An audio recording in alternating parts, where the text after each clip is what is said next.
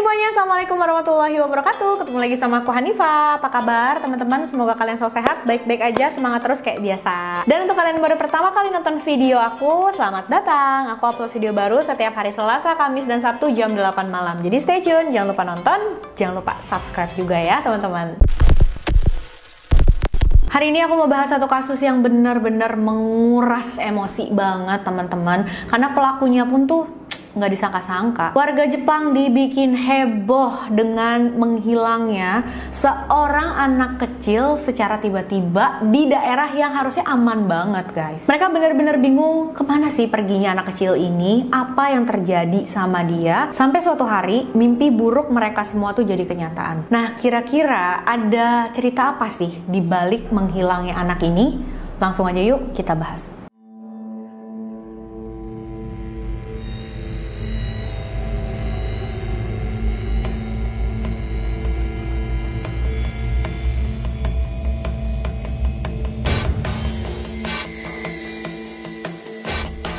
Kasusnya terjadi pada tahun 2005 di sebuah kota yang ada di Jepang. Dan kota ini adalah kota yang pertama kali dijatuhi bom atom pada akhir Perang Dunia Kedua. Dan sekarang itu terkenal sebagai kota perdamaian. Udah ada yang bisa nebak apa nama kotanya? Yes, tidak lain dan tidak bukan adalah Hiroshima. Kasus ini menimpa seorang anak perempuan bernama Airi Kinoshita. Ayahnya bernama Kenichi, ibunya bernama Miwako. Airi lahir pada tanggal 10 April 1998 di Yatsushiro, Kumamoto, Jepang. Tapi walaupun dia lahir di situ, dia nggak tumbuh besar di situ teman-teman, karena nggak lama setelah Airi lahir, keluarganya tuh pindah ke kota lain. Nah, pada saat Airi berumur 7 tahun, keluarganya pindah ke Hiroshima. Airi mulai sekolah SD di sana. Jadi memang dari dia baru lahir sampai umur 7 tahun, aku nggak bisa nemuin info detailnya tentang masa kecil Airi ini. Tapi kabarnya memang masa kecilnya seperti anak-anak pada umumnya aja teman-teman. Nah, Airi ini memang walaupun dia baru kelas 1 SD,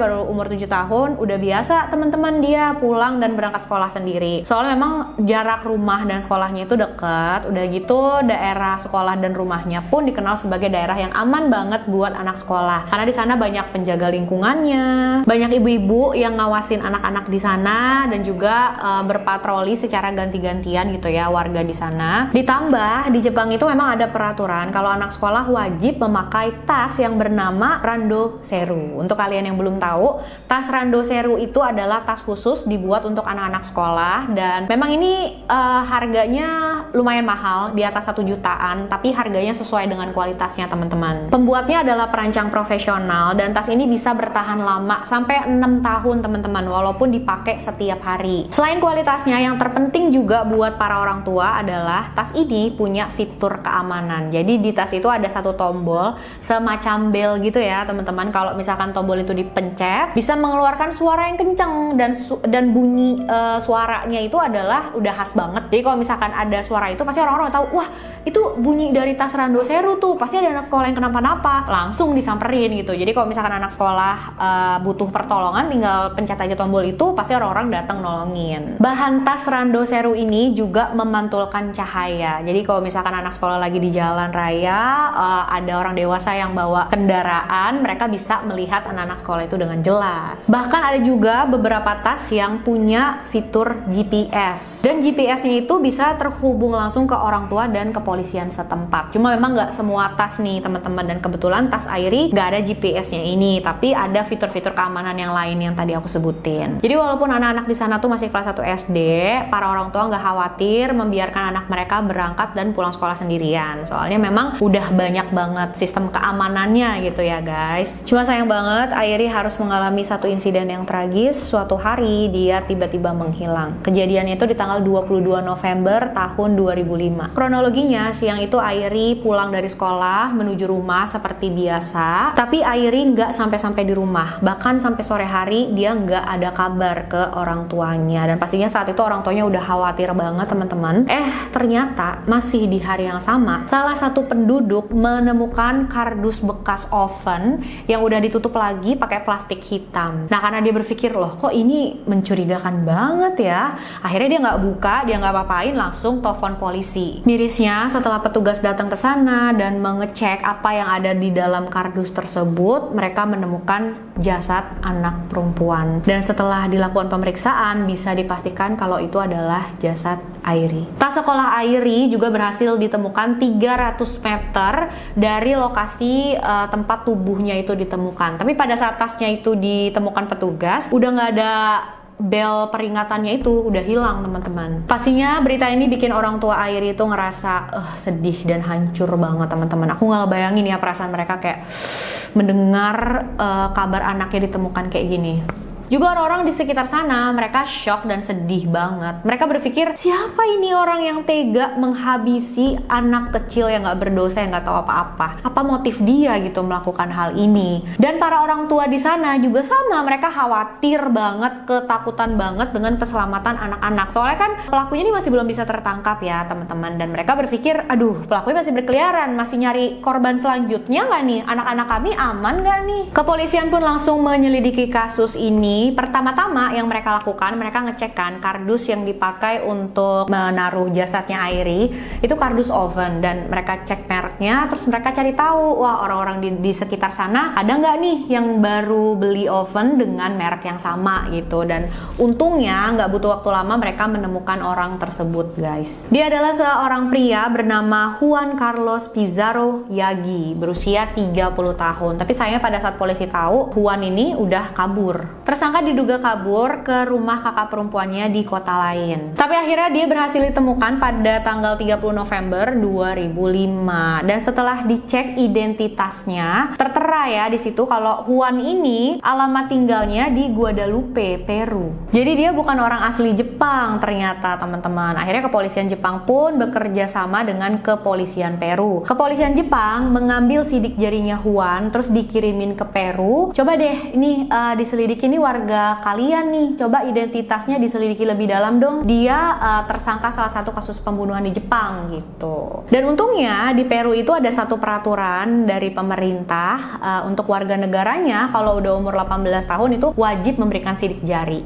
Dengan itu akhirnya ya lebih gampang tuh dapat infonya tentang Juan Carlos ini guys. Tapi ternyata setelah dicek sidik jarinya, kata kepolisian Peru, ini sebenarnya bukan identitas pria bernama Juan Carlos. Juan Carlos itu bukan nama aslinya. Karena sidik jari tersebut adalah milik warga negara kami yang bernama Jose Manuel Torres Yake.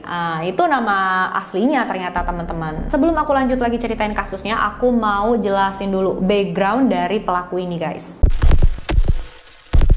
Jose Manuel Torres Yake ini memang asli orang Peru, tapi dia ada keturunan Jepangnya guys. Dia lahir di Guadalupe, Peru pada November 1972. Jose pertama kali datang ke Jepang itu April 2004, dan pada saat masuk ke Jepang dia itu udah pakai identitas palsu. Jadi di paspornya itu namanya adalah Juan Carlos Pizarro Yagi tadi guys. Jose ini adalah anak bungsu dari 4 bersaudara. Dia juga lahir dari keluarga yang kurang mampu, orang tuanya juga sudah bercerai. Setelah orang tuanya bercerai itu, Jose dan ketiga saudaranya tinggal bersama sang ibu, sedangkan ayahnya mengelola warung minuman. Pada saat masih sekolah, Jose itu bisa dibilang anak yang kurang kompeten ya teman-teman, karena memang dia itu sempat nggak naik kelas sebanyak 2 kali. Nah akhirnya pas SMP dia memutuskan untuk berhenti sekolah aja deh gitu. Dia mulai kerja serabutan, kadang juga dia membantu ayahnya di warung minuman itu. Dan dari umur yang masih muda ini ternyata Jose memang sudah terlibat sama kriminal atau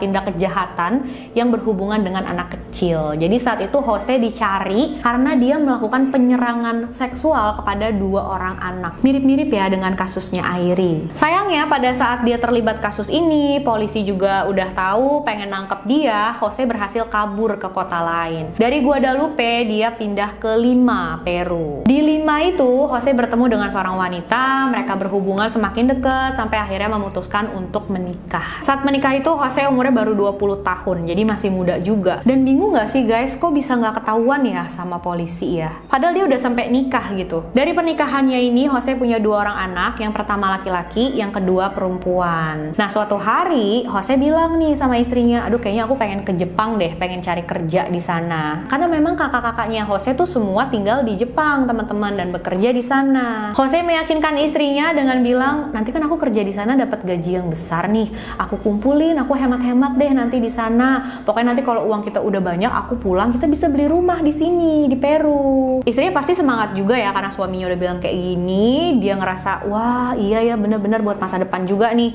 Akhirnya istrinya setuju. Cuma karena sebelumnya Jose itu kan terlibat kasus yang aku ceritain tadi ya, menyerang secara seksual 2 orang anak. Jadi dia nggak bisa pergi meninggalkan Peru dengan jalur yang resmi, jalur legal. Jose mencari cara lain untuk bisa ke Jepang dengan jalur ilegal. Pada Oktober 2002, Jose membayar orang untuk membuatkan dia identitas palsu sebagai Juan Carlos Pizarro Yagi. Dia harus mengeluarkan uang sebesar $4.000 untuk mendapatkan identitas yang baru ini, guys. Dan cara Jose ini berhasil, teman-teman. Pada April 2004 dia keluar dari Peru dan masuk ke negara Jepang. Sampai di Jepang dia pergi ke daerah Suzuka dan tinggal bersama salah satu kakak perempuannya. Saat itu kakak perempuannya juga udah menikah kan.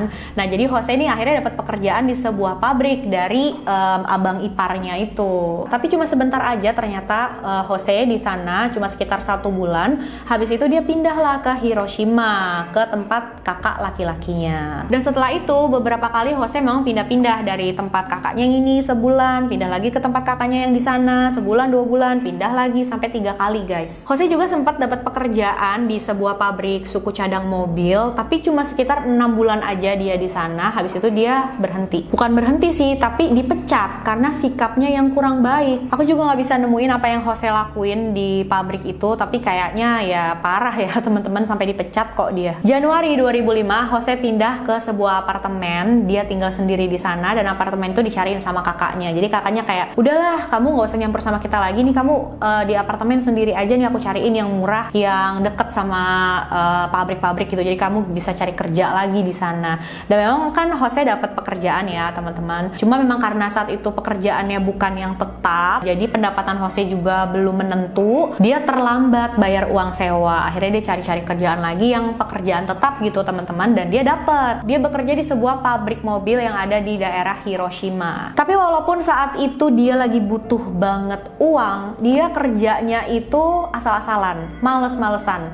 Dia sering bolos, sikapnya buruk, gak mau bergaul dan bersosialisasi sama pekerja lainnya. Pastinya karena ini ya Jose dipecat lagi dari pekerjaannya. Aduh, kayaknya memang dari awal dia tuh nggak berpikir untuk cari uang buat istri anaknya. Kalau dia berpikir kayak gitu, pasti dia pertahankan pekerjaannya supaya bisa cepet mengumpulkan uang dan beli rumah seperti yang dia janjikan ke istrinya kan. Ada juga nih teman-teman pengakuan dari salah satu rekan kerjaannya Jose. Dia bilang emang Jose itu nggak pernah mau bergaul kan sama pekerja lain. Dia juga nggak mau ngobrol sama sekali kecuali sama pekerja wanita. Aneh banget ya. Bahkan sampai ada beberapa rekan kerja Jose yang melaporkan dia ke polisi. Entah karena apa ya, lagi-lagi kayaknya hukum di Jepang itu memang rada tertutup. Jadi kalau ada investigasi itu nggak sedetail mungkin dibagikan ke publik gitu ya teman-teman. Jadi aku nggak tahu detailnya apa yang Jose lakuin ke teman-temannya sampai dia dilaporin ke polisi. Tapi pastinya mungkin ya mengganggu banget sih. Kalau nggak mungkin sampai bertindak ngelaporin ke polisi gitu kan ya. Tapi sayangnya laporan dari rekan kerjanya Jose ini ditolak sama polisi karena dianggap Jose itu nggak sampai menyebabkan insiden. Setelah lagi-lagi dipecat dari pekerjaannya itu, Jose pindah ke area lain tapi masih di Hiroshima. Jadi ini apartemen sepupunya, guys. Di apartemen inilah Jose tinggal pada saat kasus ini terjadi. Oke, itu dia tadi sedikit background dari Jose, teman-teman. Kita lanjut lagi ke ceritanya. Jadi setelah Jose berhasil ditangkap oleh kepolisian Jepang, dia langsung dibawa dan diinterogasi. Nah, pada saat diinterogasi ini, Jose nggak butuh waktu lama, langsung mengakui apa yang sudah dia perbuat kepada Airi. Jose bilang setelah membawa Airi, dia tiba-tiba pingsan. Dan pada saat dia pingsan itulah dia mendapatkan bisikan dari iblis untuk melakukan pelecehan dan menghabisi Airi. Nah, menurut Jose, dia melakukan pelecehan dan juga menghabisi Airi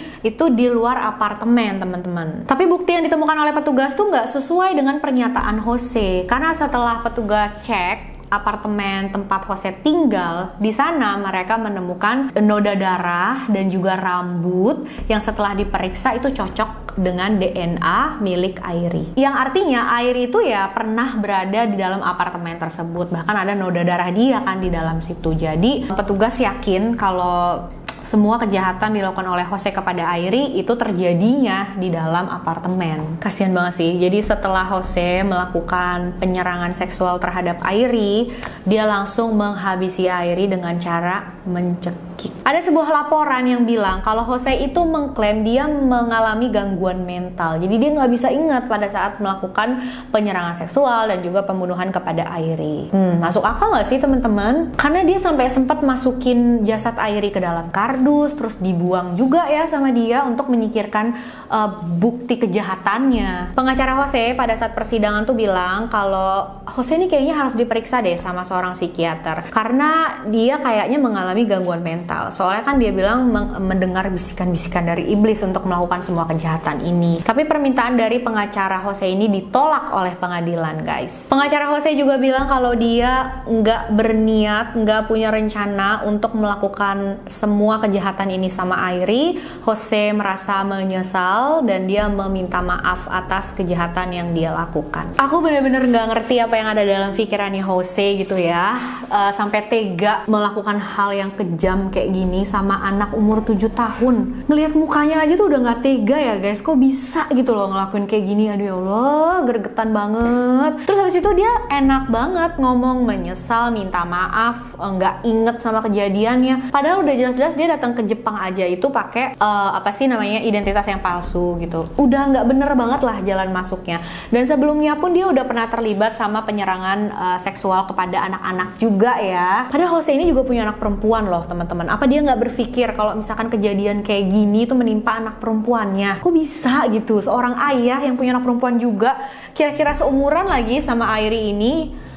Aduh. Dan Jose juga sempat bilang sama petugas, pada saat saya melihat Airi, saya berpikir, wah anak perempuan saya kalau bawa tas pasti bisa kelihatan kayak gini juga nih gitu. Tapi bisa-bisanya ya habis mikirin itu mirip anaknya terus melakukan hal itu. Keluarga dan orang tua Airi udah gak diragukan lagi, mereka pasti sedih dan hancur banget. Tapi ada satu yang bikin aku bener-bener salut dan terharu ya. Nah, Kenichi, ayahnya Airi bilang menyerang gadis berusia 7 tahun secara seksual sama saja dengan penyiksaan. Dia juga bilang ke wartawan, pelakunya secara efektif membunuh anak saya 2 kali. Pertama, menyerang secara seksual, kemudian mencekiknya. Dia pantas dihukum mati. Jose diadili di pengadilan Hiroshima pada tanggal 4 Juli 2006. Dia dinyatakan bersalah dan mendapatkan hukuman penjara seumur hidup.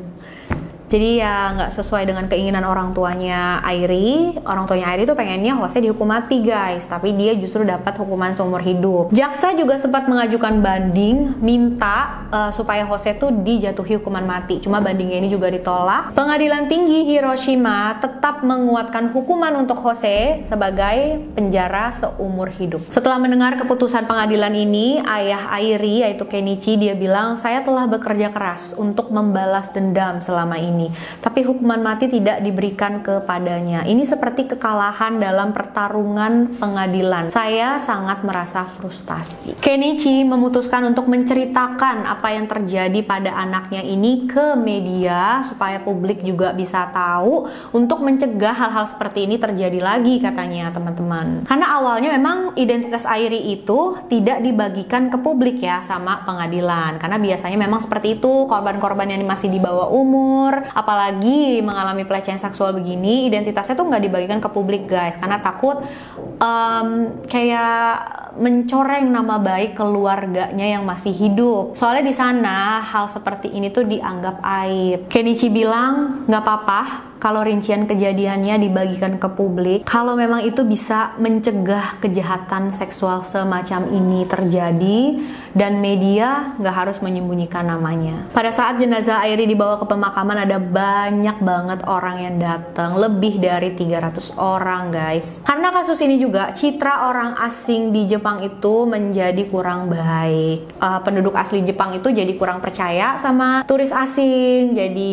ya lebih waspada, lebih curigaan lah gitu teman-teman. Tapi wajar aja sih menurut aku, karena pasti cemas banget ya teman-teman. Kalau kalian itu setuju nggak sih dengan hukuman mati teman-teman? Menurut kalian hukuman mati itu adalah hukuman yang terberat, atau kan ada juga ya orang-orang yang berpikir oh enggak, hukuman seumur hidup itu yang lebih berat karena pelaku harus seumur hidupnya tinggal di dalam penjara terkurung murung merenungi apa yang udah dia perbuat sampai akhir hayatnya. Nah, kalau kalian ini setuju sama yang mana teman-teman? Dan kasih tahu juga alasannya kenapa ya.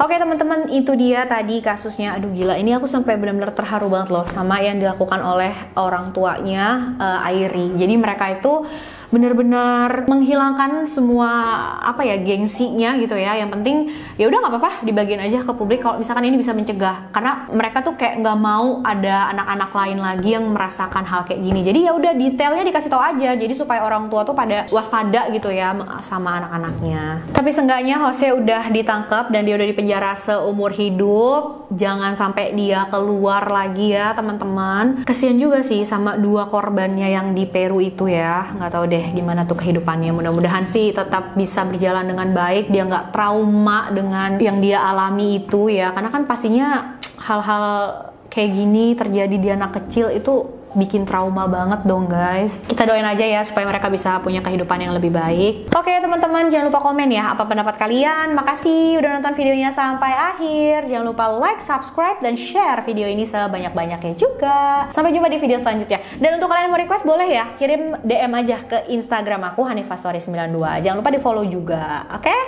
Bye-bye.